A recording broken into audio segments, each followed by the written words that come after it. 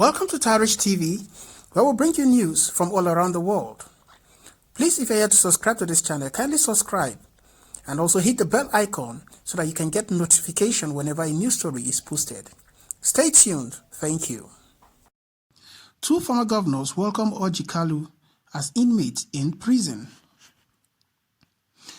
The former governor of Abia State, Senator Orji Uzor Kalu, yesterday joined two former governors, Joshua Dariye of Plateau State and Jolly Nyame, Taraba State, as an inmate in a correctional center. Kalu, who is the Senate Chief Whip of the 9th Assembly, was found guilty by a federal high court in Lagos on fraud charges and remanded at the Ikoyi Correctional Center. His conviction and sentencing to 12 years in jail yesterday came 12 years after the Economic and Financial Crimes Commission, EFCC, filed 7.65 billion naira fraud charge against him. The EFCC had filed a charge in 2007. Meanwhile, the presidency yesterday warned those stealing public funds, saying they would also be jailed. The special advisor to the president on political matters, Senator Babafemi Ojudu, gave the warning in a Facebook post reacting to Kalu's conviction. Those of you stealing now will have your day too. It shall not be long, Ojudu posted on his Facebook page. Kalu was convicted alongside his firm, Slok Nigeria Limited, and Jones Udeogu, who served under him as the Director of Finance and Accounts at the Abia State Government House in Umuahia. While Udeogu was sentenced to 10 years imprisonment, the trial judge, Justice Mohammed Idris, ordered the winding up of Slok Nigeria Limited, holding that his assets and properties be forfeited to government. Kalu was convicted of the entire 28 counts in which his name featured out of the 39 counts filed against the trio. On each of the counts, 1 to 11 and 39, he was sentenced to 5 years imprisonment. On each of 23 to 33, he was sentenced to 3 years imprisonment, and on each count of 34 to 38, he was sentenced to 12 years imprisonment. Justice Idris, however, held that the sentences shall run concurrently, which means that Kalu will spend a maximum 12 years in jail. For Udeogu, Justice Idris found him guilty of 11 out of 16 counts in which his name featured. He was pronounced not guilty on 5 counts.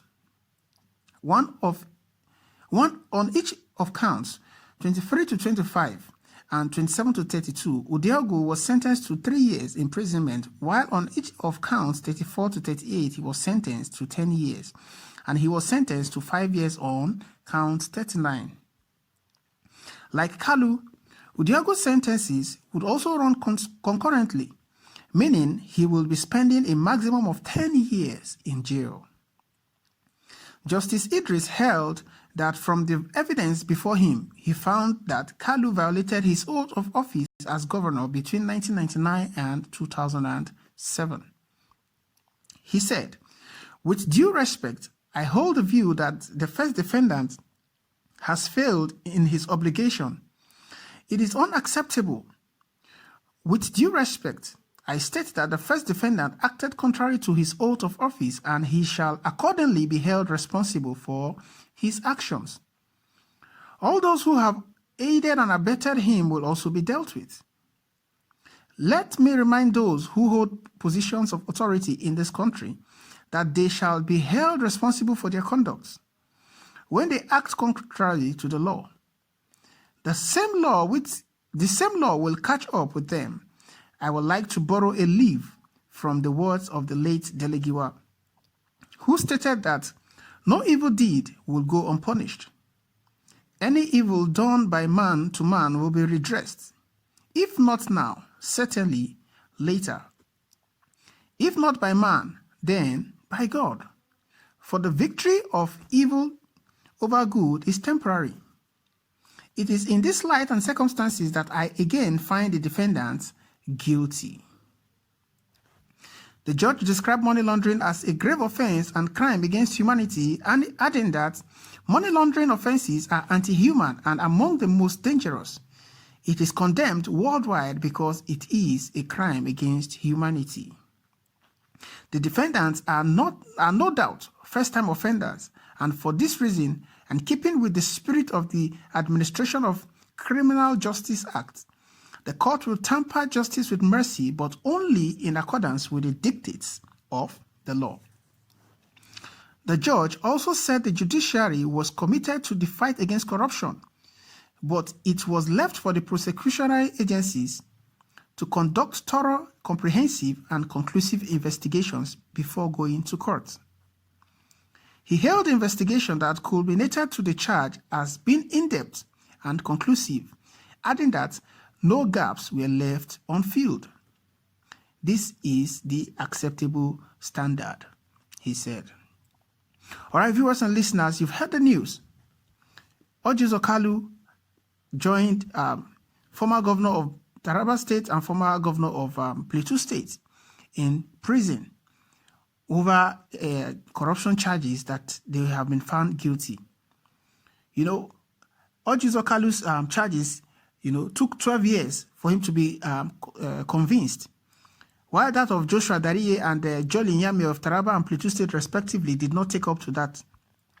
Could it be that Orji Uzor Kalu, had been scheming behind the scene to ensure that his fate does not look like that of the Taraba and the former Plateau State governors?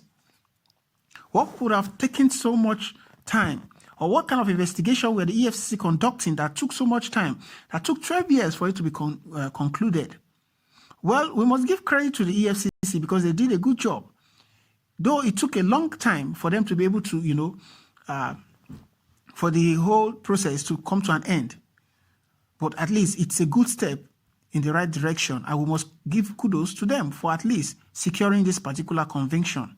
And we must also encourage them to also go further, because there are so many other political public office holders who we believe, have acted even in this same or toward the same line of corrupt practices, who have defrauded the citizens of Nigeria, spending money lavishly, siphoned money for their personal use, send their children abroad and all that. So justice needs to be served to them. And we hope that sooner than later, there will be more convictions of this nature.